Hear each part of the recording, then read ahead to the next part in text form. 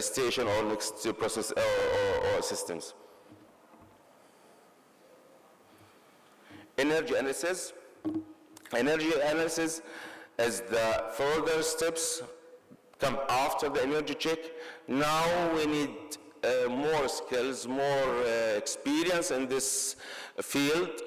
We're starting analysis the data. We're starting to do some costing calculations, a method of evaluate and improve energy efficiency for technical system or the process steps. It comprises a details of evaluation of energy efficiency for each energy consuming devices and annual energy balance as a listing of all year energy consumption. A suggestion now we can, in energy check level, there is no suggestion, just find the potential where we have a problem. With energy check now we will goes further step by doing some suggestion and preliminary design of a short and long-term improvement action concerning the construction work, process, equipment, operational modes, status of the maintenance.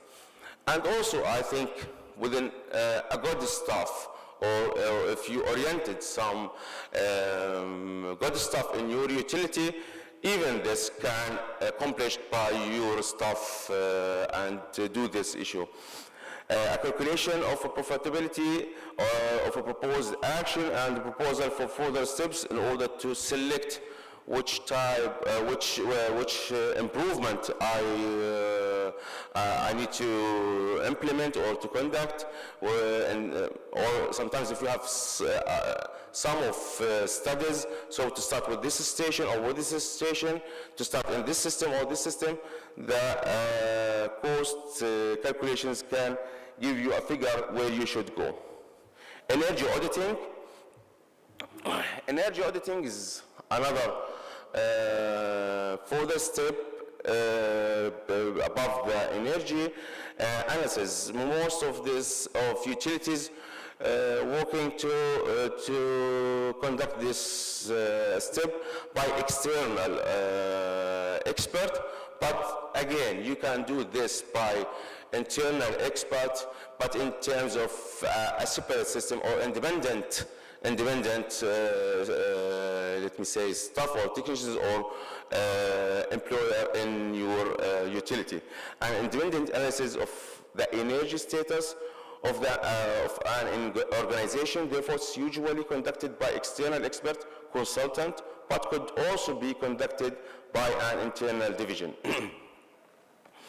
It's covered the data analysis and results of both energy check and energy analysis for different units of the organization.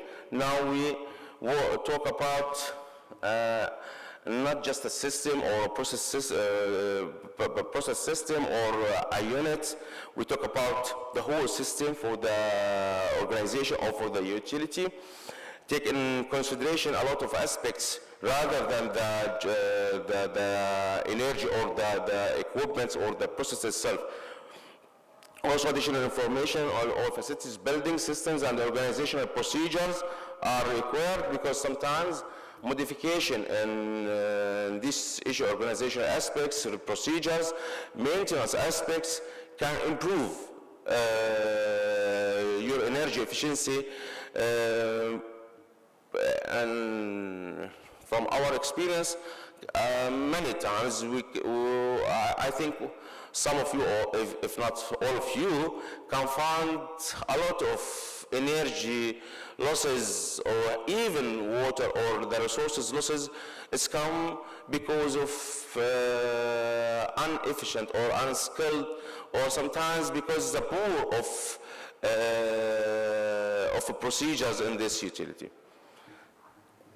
The AEU gives a historical overview of the energy performance of the organization and may serve as a basis for strategic decision and by the top management. Energy auditing forms a basis and always precedes the development of energy management system, of which it's mandatory part. If we're going to have an energy management system, we should conduct energy auditing before we start with the energy management system.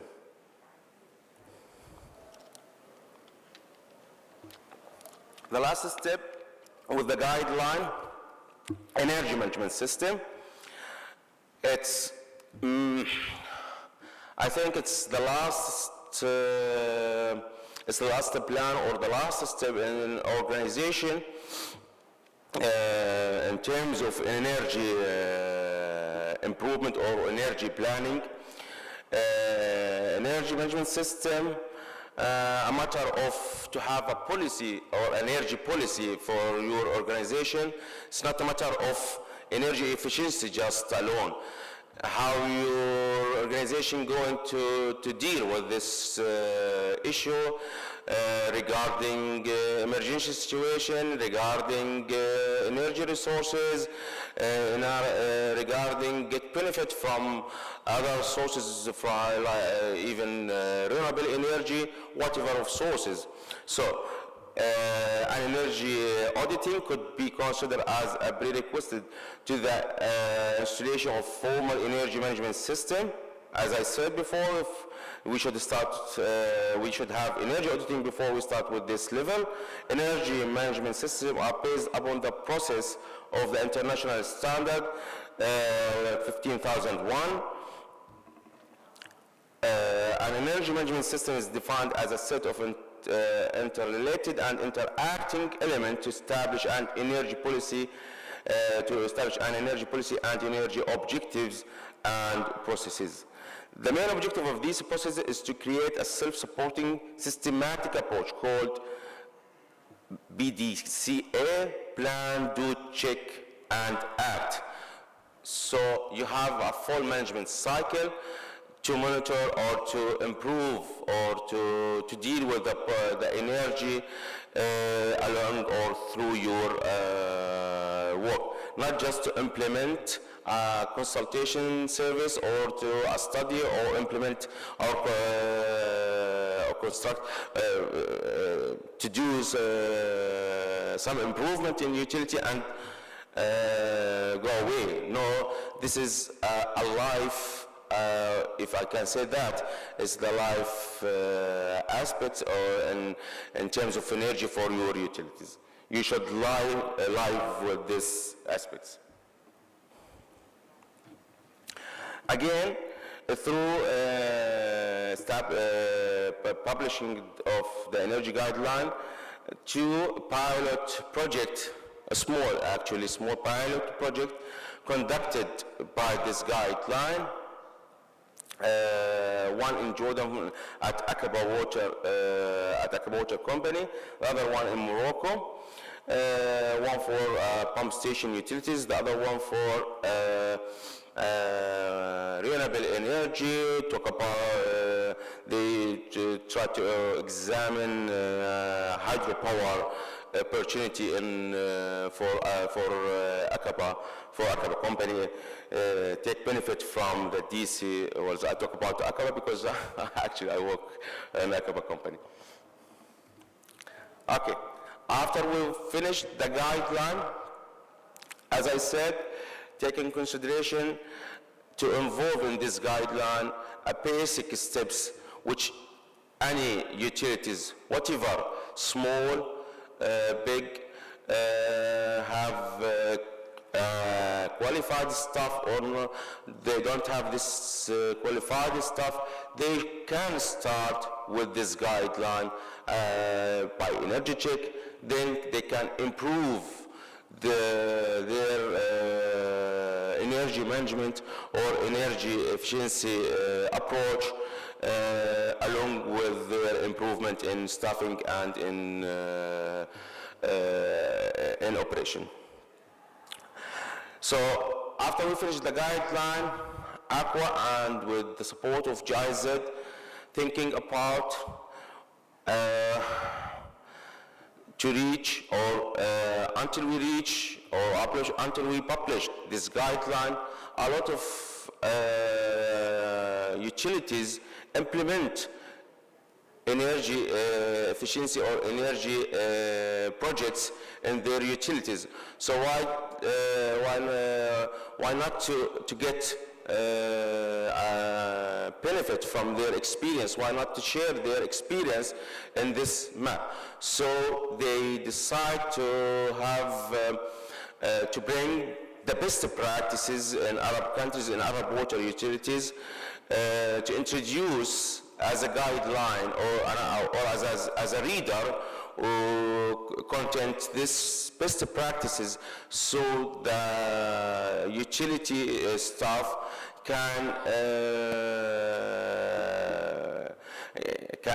they can have or they can understand, or they can get benefit from the other utilities experience. So there is, and if we talk about the facts, there is no one size fits all in energy efficiency indicators in the water and wastewater industries. Sometimes if I have energy efficiency indicator in Jordan, maybe it's different in Lebanon, maybe it will be different in Egypt, in north of Africa, Morocco, Tunisia. They applied another condition in terms of tariff between the grid company and water or the water utility. This aspect or this space is not applied in Jordan. In Jordan we have a fixed rate. This is not affordable in north of Africa and at Arab countries like Morocco and Tunisia.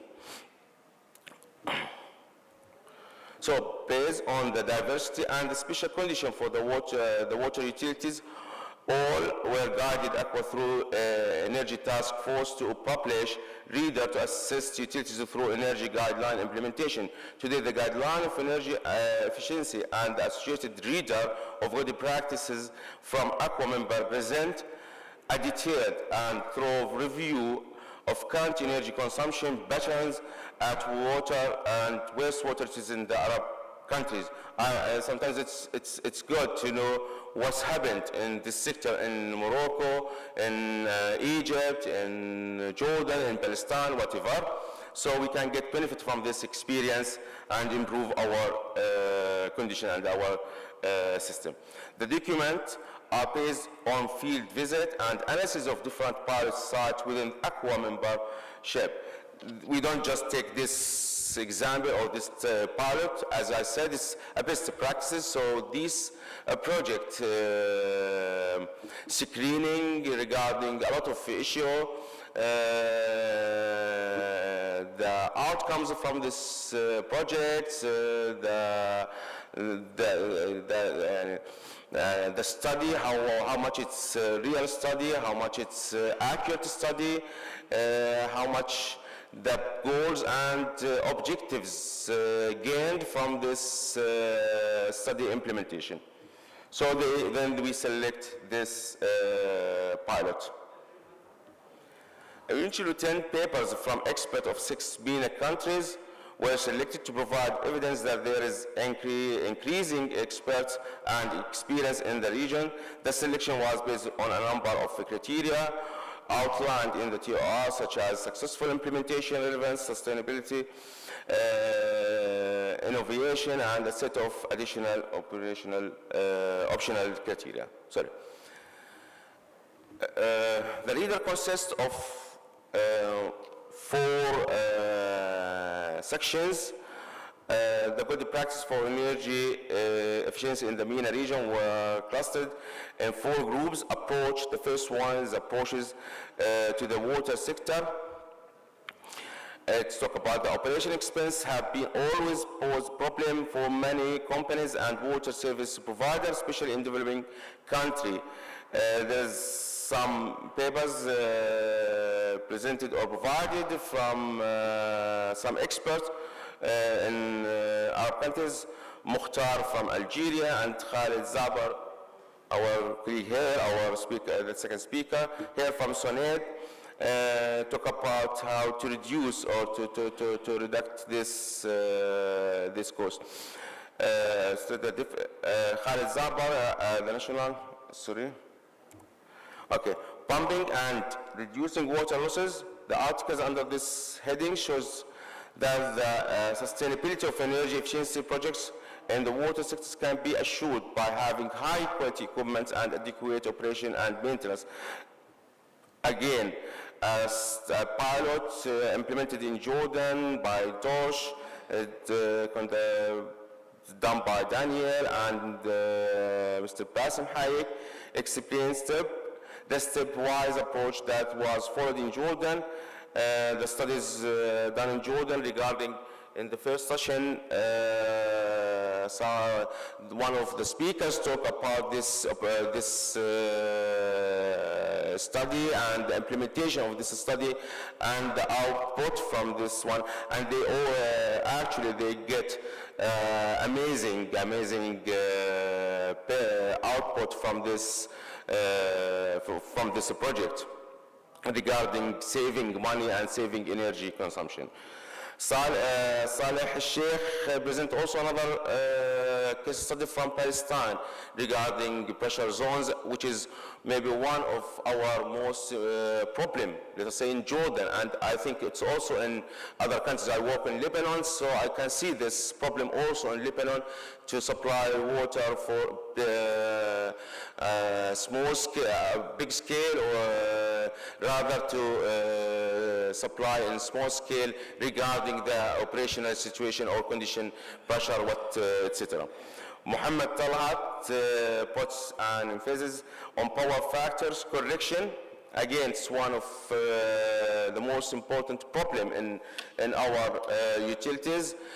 The utilities start in a right way, best performance, then the devices or the equipment goes down. No one monitoring this issue, no actions taken to improve or to